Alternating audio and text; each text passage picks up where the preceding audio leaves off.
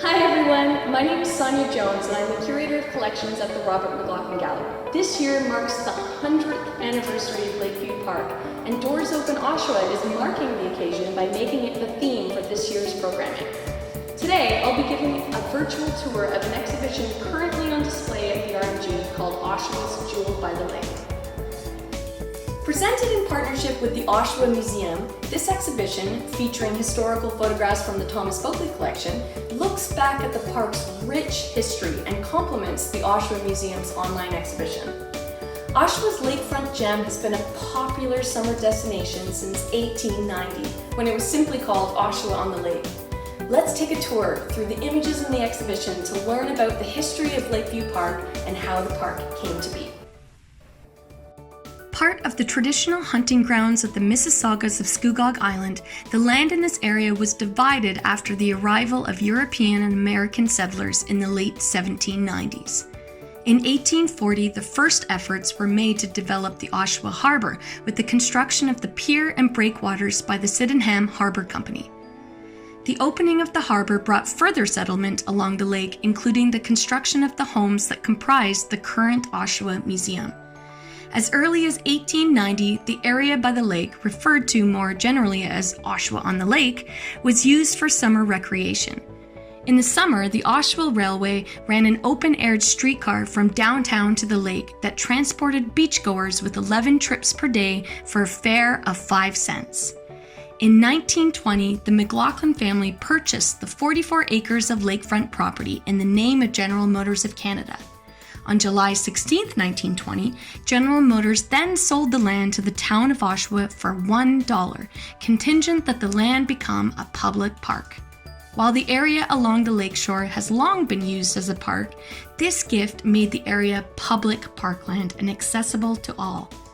The name Lakeview Park was selected from approximately 240 submitted names and officially opened in late September of that same year. The occasion was presided over by Mayor Stacey and was marked with live music and free transportation to the park from the Oshawa Railway. One constant in Lakeview Park has been the pavilions. Today, the Jube, or Jubilee Pavilion, still stands. It was opened in 1927 and named in honor of Canada's Diamond Jubilee anniversary. Barnhart's Pavilion, located where the beach parking lot is today, was established by the Barnharts in 1920, the same year as Lakeview Park's opening, but it had several owners prior to the Barnharts taking over the operation. One of the earliest known owners was Charles Mallory. By the 1890s, Mallory's Hall or Pavilion was a popular place often rented out for dances, concerts, or religious services. He owned not only the hall but also a number of cottages by the lake. It was also a popular place to go for ice cream and confectionery. This group posed for the picture is most likely a church or Sunday school picnic. For decades during the 20th century, Lakeview Park was lined with cottages which were lived in or rented throughout the year. In 1926, it was reported that many of the out-of-towners were from Toronto, and some were even American tourists. Many people in Oshawa have stories about living in the cottages, which were ill-equipped for winter with no insulation, electricity, or running water.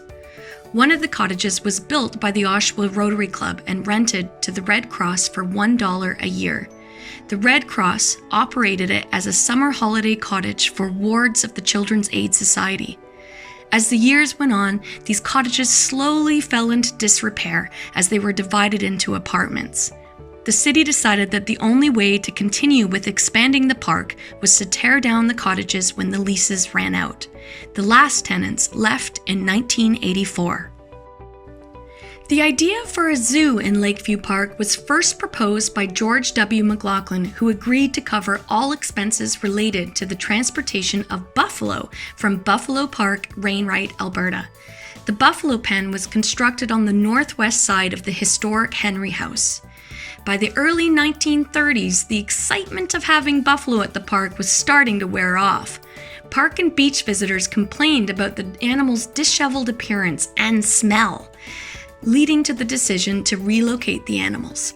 There was an estimate 200 to 400 people that came to watch the capture and crating of the animals. According to newspaper reports, a bull broke free of his crate and sent the crowd of spectators running, with one man being chased by the bull. All ended well, though, with no injuries reported. The Ocean Wave was a popular amusement ride located in front of Barnhart Pavilion, used by all ages. The Oshawa Museum has collected oral histories recounting experiences on the Ocean Wave. According to some accounts, the ride could be very dangerous. Oshawa resident Elmer Eady said, "If you could get several people together on one side, it would throw the balance off." Many other oral histories include stories of children flying through the air when caught off guard, or practical jokers scaring their dates. Lakeview Park has been enjoyed by citizens of Oshawa and beyond for over a century, and as we look back at its history to celebrate its 100th birthday, we are reminded of summer days gone by, cold wintry winds off the lake, and are filled with excitement for the future of this waterfront park. Thanks for joining us today. Be sure to check out the Oshawa Museum's online exhibition, as well as the other virtual doors open programming that the RMG has to offer.